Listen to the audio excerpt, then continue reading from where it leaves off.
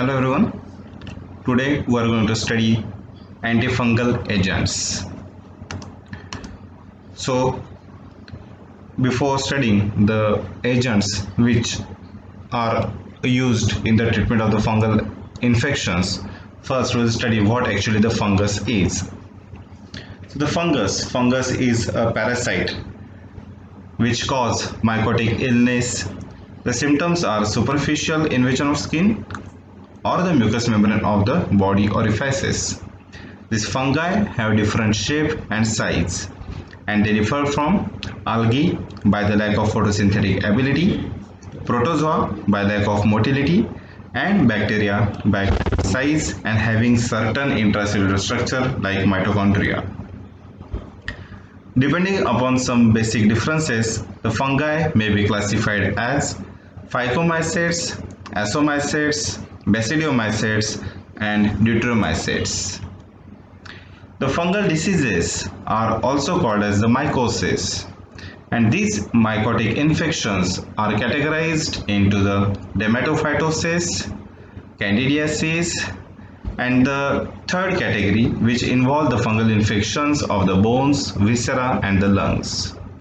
This dermatophytosis, it is related to the skin infections, and this dermatophytosis is caused by the various trichophyton, microsporum, and the epidermophyton species, which involve the infections of the keratinized tissues like the hair and nail, and etc. Candidiasis, it affects mainly the skin and the mucous membrane caused by the Candida albicans, and this type of infection is generally developed in mouth. Whereas the third category of the fungal infection, it involves the fungal infection of the bones, viscera, and the lungs. Regarding the biochemical target for the antifungal chemotherapy, the antifungal chemotherapy depends on biochemical differences between the fungi and the mammals. The difference between the fungal cells and the mammalian cells is that the fungal cell have both the cell membrane as well as the outer cell wall, whereas the mammalian cells have only a cell membrane. And because of this difference, the fungal cell wall is the logical target for the antifungal agents. There are also other targets of the antifungal agents which include the inhibitors of the DNA biosynthesis, disruption of the mitotic spindles, and general interference with the intermediary metabolism. The cell membrane of the fungus and the mammals, they contain the different sterols. Like the mammalian cell membrane contain cholesterol as the sterol component, whereas the fungal cell membrane contain ergosterol as the sterol component. So these are the structure of the cholesterol and the ergosterol. So the difference in between the structure of the cholesterol and ergosterol is the additional double bond in the ring B. Otherwise, both the structures are same. So the first class of the antifungal agents is the pollens. So in the mid of the 1950s, there was no any useful antifungal agent. In the mid of 1950s, the mixture of the benzoic acid and the salicylic acid is given to treat the fungal infection. Later on, after some development, the first effective class in the treatment of the fungal infection was identified, and it was the pollens. However, provided a breakthrough into both a new class of antifungal agent and the first drug to be effective against the deep-seated fungal infections. These pollens, they are the lactones. So instead of looking on this theoretical part, we'll see the structure of the pollens. So these are the examples of the pollens, that is the nystatin and the amphotericin B. So these pollens, they contain a lactone ring, a big lactone ring, whereas this lactone ring contains some hydrophilic portion and some lipophilic portion. The hydrophilic portion like alcoholic functional group, carboxyl functional group, and the sugars, whereas the lipophilic portion contain 4 to 7 conjugated double bond. Regarding the mechanism of action, the pollens have affinity for sterol containing membrane, that is those cell membrane which contain the sterols like cholesterol and ergosterol. These pollens insert into the cell membrane and disrupt the membrane functions. The lipophilic pollen portion, that is the double bonds, conjugated double bond, it crosses the cell lipid bilayer and form a pore in the cell membrane. Once the pore get formed into the cell membrane, then the cell become leaky and eventually the cell die, because from the pore which is formed by the lipophilic portion of the drug, so from that pore the constituent of the cell get liberated from the cell. The constituent like the ions and the small organic molecule which get liberated from the cell, and thus the cell will die. These pollens have demonstrably higher affinity for membranes containing ergosterol over cholesterol containing membrane. This is the basis for their greater toxicity to fungal cells. So the first agent of the pollens is the nystatin. This nystatin is isolated from Streptomyces norisii in year 1951, and it is available in the form of the cream and the ointment. Nystatin is toxic when used systemically, but because very little drug is absorbed following oral administration, it may be administered by mouth to treat fungal infection of the mouth and the GI tract. Although nystatin is not a breakthrough to treat the fungal infection, there are several modifications takes place to the pollen ring to develop the new antifungal agent. Second drug is the amphotericin B. Amphotericin B is a toxic drug, but it should be taken with the caution. The adverse effects include the fever, shaking chills, hypotension, and the severe kidney toxicity. Despite of its toxicity, amphotericin B is a drug of choice for the treatment of the various life-threatening fungal infection. The drug amphotericin B, it does not cross the blood-brain barrier and must be administered intrathecally for the treatment of the fungal infection of the CNS. The nephrotoxicity of the amphotericin B has been a serious drawback to the use of this drug since its introduction. However, the toxicity of the drug is decreased substantially by changes in the formulation of the drug. Next drug is griseofulvin. Griseofulvin, it is produced by unusual strain of the penicillium. It is used to treat fungal infection of the fingernail and the toenail.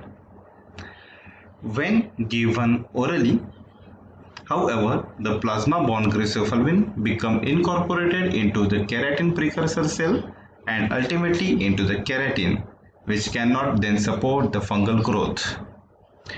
The infection is cured when the diseased tissue is replaced by the new uninfected tissue, but this process takes some months. The mechanism action of griseofulvin is through binding to the protein tubulin, which interfere with the function of the mitotic spindle and thereby inhibit the cell division. Griseofulvin also may interfere directly with the DNA replication. Then the next one is, the next class is ergosterol biosynthesis inhibitors. So in the previous class, that is in the pollens, we have studied about the nystatin, amphotericin B and griseofulvin. So now we will study the next class, that is the ergosterol biosynthesis inhibitor. So schematic of the fungal ergosterol biosynthesis, which is starting from the squalene, it is shown in the figure 35.1. The biosynthetic pathway has been simplified to emphasize steps important to the action of currently employed antifungal drugs. The last non-steroidal precursor to both ergosterol and cholesterol is the hydrocarbon squalene. This squalene is converted into the squalene epoxide by the enzyme squalene epoxidase. Squalene epoxide is then cyclized to lanosterol, which is the first steroid in the biosynthetic pathway. So the steps which is involved in converting the side chain of the lanosterol, lanosterol to the side chain of the ergosterol, and the steps in the removal of the germinal dimethyl group on the position 4 are not shown because none of these reactions is targeted by the antifungal agents. A key step in the conversion of the lanosterol to the ergosterol is the 14-alpha demethylase step. So this is the key step in the conversion of lanosterol to the ergosterol. The key step is what? That is the removal of the 14-alpha methyl group. And this reaction is carried out by the enzyme cytochrome P450 and 14-alpha demethylase. This 14-alpha demethylase is also known as a cytochrome P51. The mechanism of this reaction involves 3 successive hydroxylation of the 14-alpha methyl group, converting it from a hydrocarbon through the alcohol, aldehyde and the carboxylic acid oxidation state, which is shown in figure 35.2. The methyl group is eliminated as formic acid to afford a double bond between the carbon number 14 and the carbon number 15 of the D ring. This enzyme is the primary target, that is the 14-alpha demethylase enzyme is the primary target of the azole antifungal agents.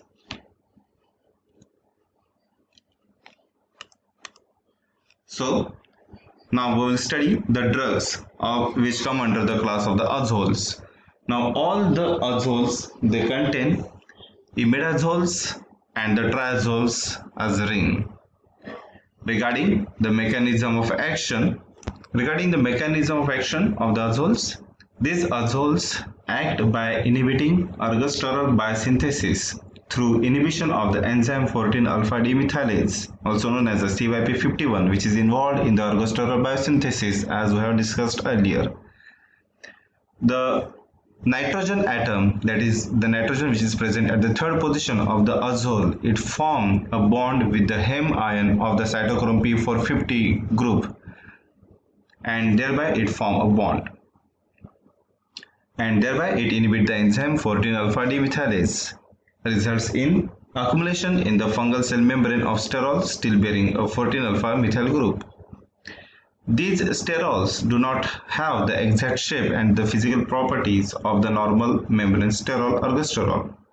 This results in permeability changes, leaky membranes, and malfunction of the membrane embedded proteins.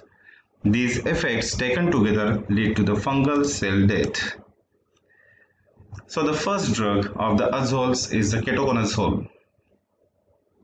If we see the structure of the ketoconazole, as this drug contains a ketone as a functional group. If we see the structure properly, so there is only one functional group is present, that is the ketone. So we'll start with the ketone. So the ketone is the ethanone. So we'll start with the first carbon of the ethanone. So 1 dash, then 4 dash of piperazine, then 4 dash of phenyl, then 2 dash of this dioxazole ring. After 2 dash, 2,4-dichlorophenyl, again 2 dash, imidazole 1YL methyl, 1,3-dioxazole 4YL methoxyphenyl piperazine 1YL ethanol. So ketoconazole is the imidazole antifungal and was the first orally active antifungal azole, which is used in the treatment of the fungal infections, primarily candidiasis. Ketoconazole has little effect on Aspergillus or Cryptococcus. The ketoconazole is highly dependent on the low stomach pH for absorption. As with other azoles, it is metabolized by the microsomal enzymes. All the metabolites are inactive. Evidence that CYP3A4 plays a significant role in the metabolism of ketoconazole is that co-administration of CYP3A4 inducers such as phenytoin, carbamazepine and rifampin can cause as much as 50% reduction in the level of the ketoconazole. Means what?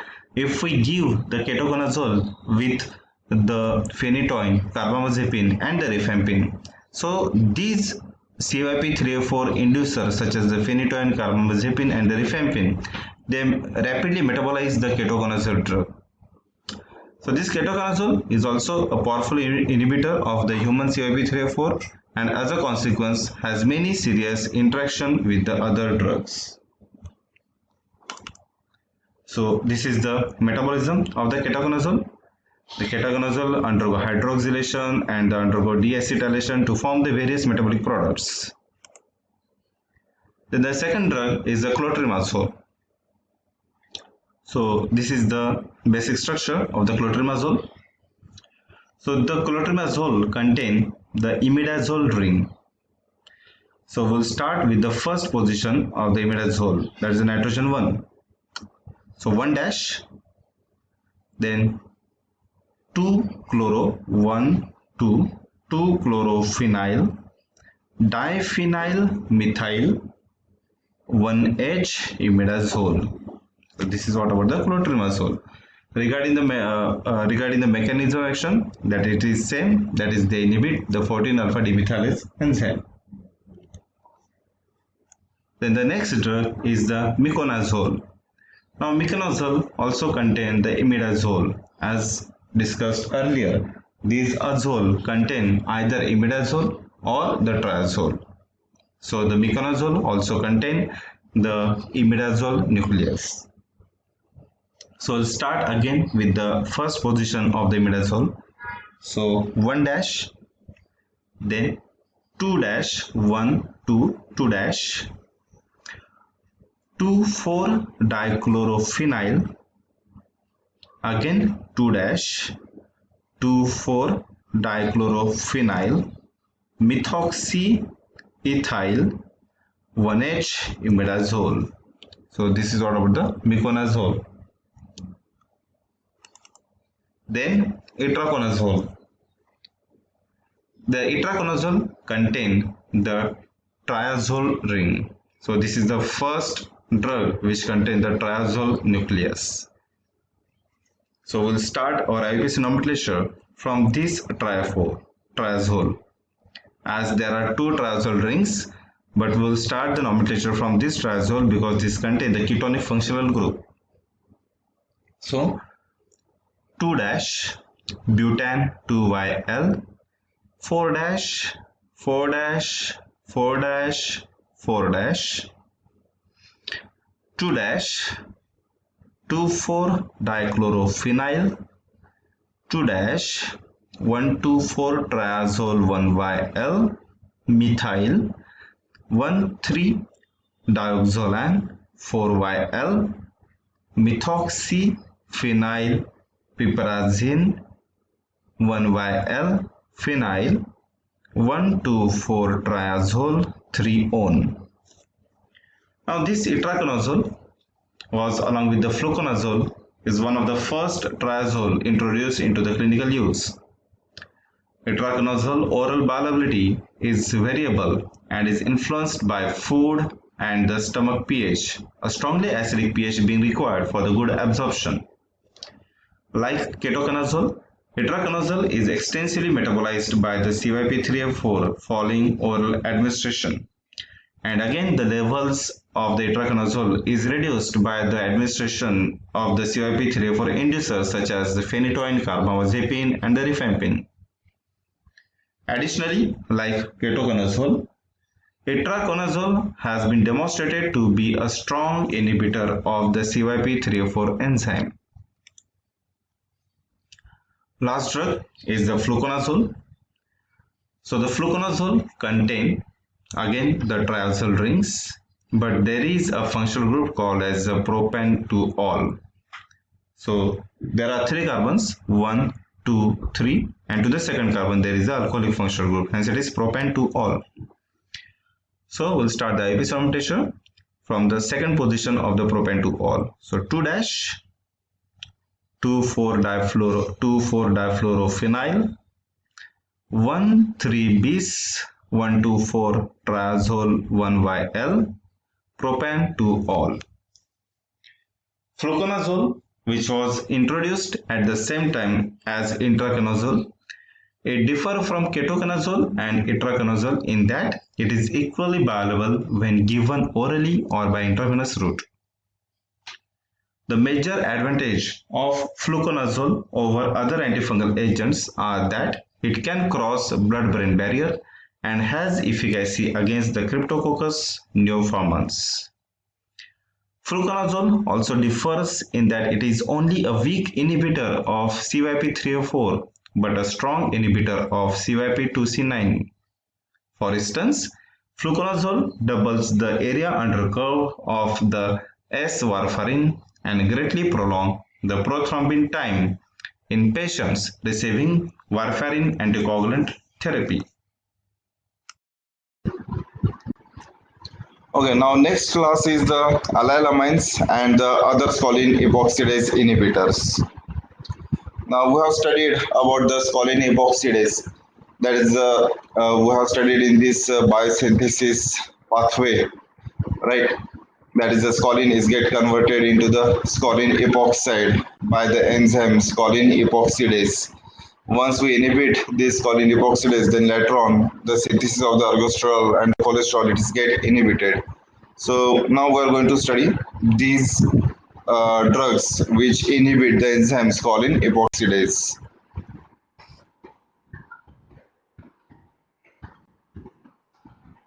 Okay, so the name of the class is allylamines and the other scoline epoxidase inhibitors.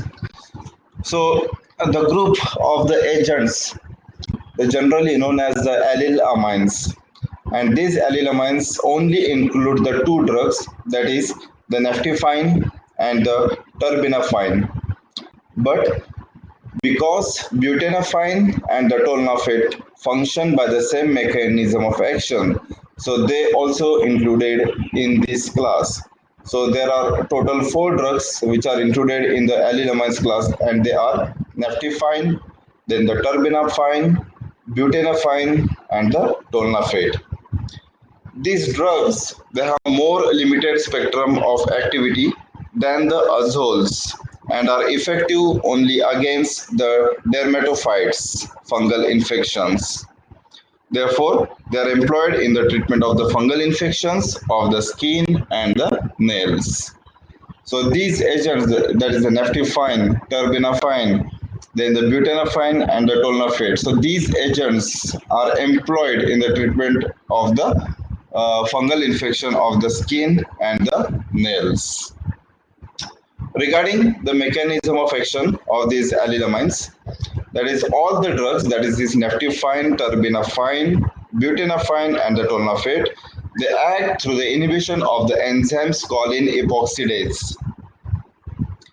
Inhibition of this enzyme, it gives two effects, both of which appear to be involved in the fungitoxic mechanism of this class.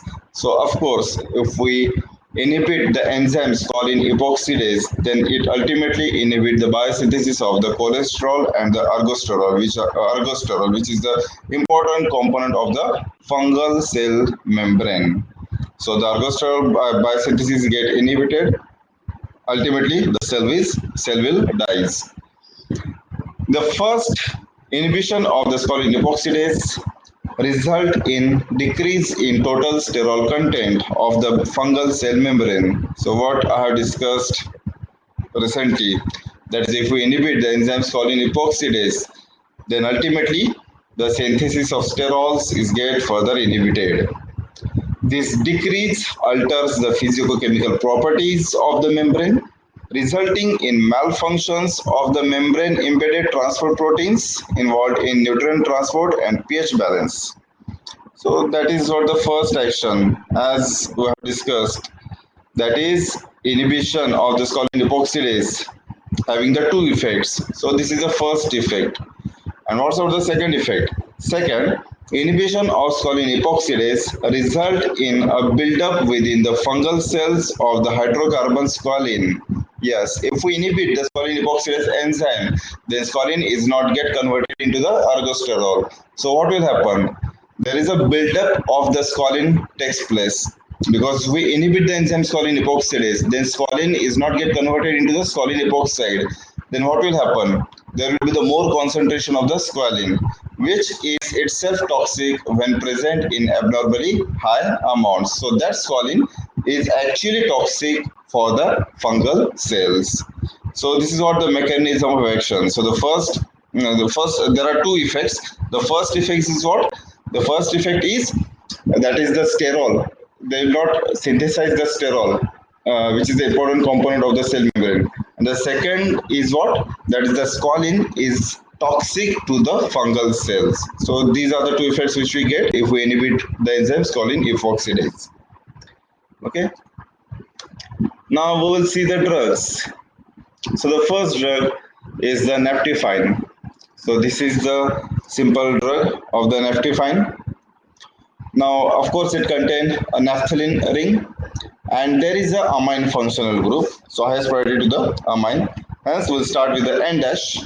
So N methyl, N naphthalene 1YL methyl, then 3 dash 1 2 3 3 dash phenyl prop 2 in 1 amine, as there are 3 carbons, right? 1 2 and 3. There are 3 carbons in a straight chain, but there is a double bond in between carbon number 2 and carbon number 3. Hence it is prop 2 in 1 amine 1. There is a nitrogen atom which is attached to the first carbon of this propene, prop 2 in. Hence it is prop 2 in 1 amine. So this is the IUPAC nomenclature of the naptifine. Now, this naptifine was the first allyl amine to be discovered and marketed. And because of its extensive first pass metabolism, naptifine is not used orally and is only available in topical preparation. This naptifine agent is used in various tinea infections of the skin. So this is what about the naptifine. Now the next agent is the terbinafine. Now the naptifine and the terbinafine, these two drugs are the actual allyl amines. Okay. So first we'll see the IUPAC nomenclature of the terbinafine. So again, there is only amine functional group. Alkene and alkane is also there are the functional groups, but the highest priority is goes to the amines. So we'll start with the N dash. Okay. So first we'll count the substituents. Now which are the substituents are over here? There is a methyl substituents. So over here one methyl group is there. So N, then how many carbons are there in a straight chain? So this is the carbon number 1, 2, 3, 4, 5 and 6. Okay, so here are the 2 carbons. There is triple bond, right? Triple bond is there. So here is 1 carbon and here is a 1 carbon.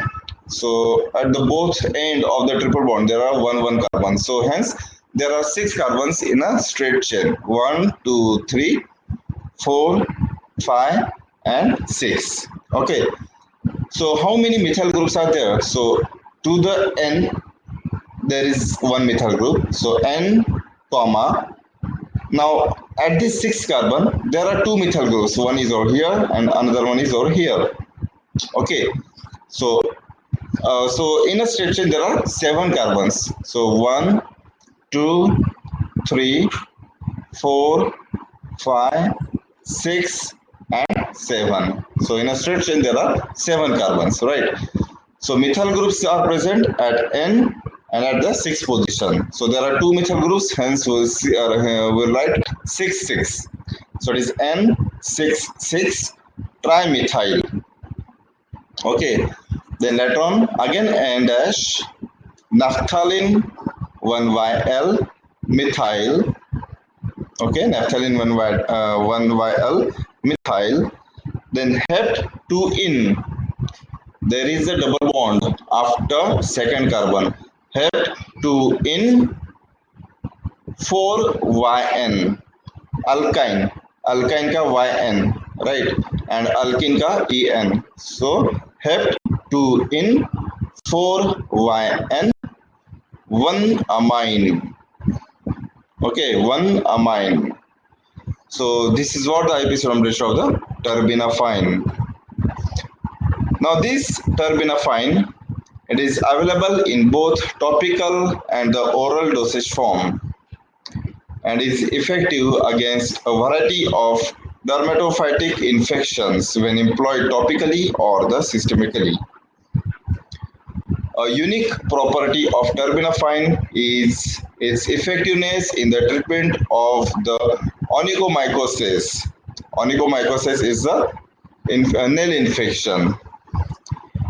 Given orally, the highly lipophilic drug redistributes from the plasma into the nail bed and into the nail itself where the infection resides, making terbinafine superior to the other agents for treating this particular type of infection. So this terbinafine generally is given in two forms, that is by the topical form or by the oral dosage form. So generally this drug is used in the treatment of the nail infections like onychomycosis. So this is a type of the nail infection. So to treat onychomycosis, this drug is employed. Now the next one is butanafine and the tolnafate. So the structure on your left side, it is the structure of the butanafine, and the structure on your right side, it is the structure of the tolnafate. So first we'll see the structure of the butanafine. So generally, most probably all the structures contain the amine as a functional group, but in this case there is something different. Okay, so first we'll see the butanafine. So again we will start with the 1 dash. Either you can start from the 1 dash or you can start from this N. Okay, so there are lots of IVC literature are given. Either you can start from this 1 dash or you can start from the N. So here I have mentioned 1 dash, but if you start from the N, then it is also acceptable. Okay, so 1 dash, then 4 dash, 4 of this phenyl, 4 dash tertiary butyl phenyl, tertiary butyl phenyl, then again N dash, methyl, again N dash, naphthalene 1YL methyl, and the remaining portion, that is the methanamine. So this one collectively it is called as a methanamine. Okay, so this is the IP spectrometry of the butanafine. And regarding the IP spectrometry of the tolnafate, now here in this case they have started the IP spectrometry from this naphthalene, that is O naphthalene. Okay, so O. So instead of writing N, we write down O because the naphthalene ring is attached to the oxygen. So O naphthalene 2YL. Why 2YL? Because the numbering of naphthalene start from this carbon, either from this carbon or from this carbon. So 1, 2. Okay, so O naphthalene 2YL, N dash methyl, again N dash 2, sorry, 1, 2, 3, 3 methyl phenyl, and the remaining portion, this one, that is NC double bond S. Now only this portion is remaining, that is NC double bond S. So it is called as carbamothioate. Oxygen is also remain, no? So this portion is called as a carbamothioate. Okay, carbamothioate as a ester, because if there is a oxygen instead of the sulfur, then it become the ester function. But there is a sulfur, so we called it as a carbamothioate. Okay, now these drugs, both the drugs, that is the butanafine and the tolnafate, like naphthene, they are only available in the topical preparation for the treatment of the dermatophytic infections. Tolnafate has been marketed in a variety of non-prescription drug preparation for the decades.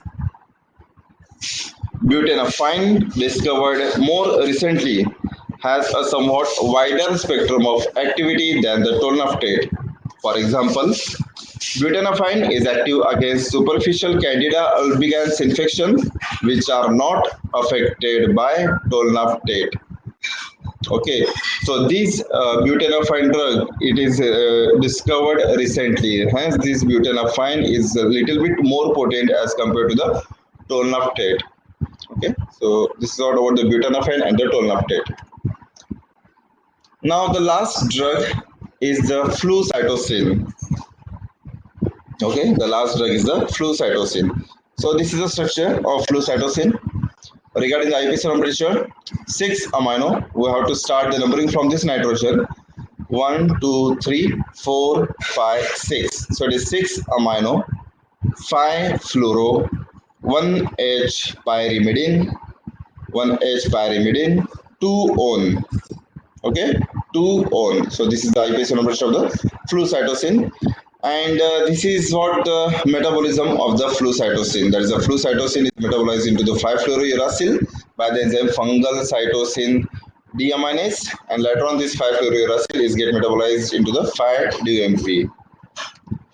So the flucytosine is a powerful antifungal agent used in the treatment of serious systemic fungal infections such as Cryptococcus neoformans and the Candida albicans infections.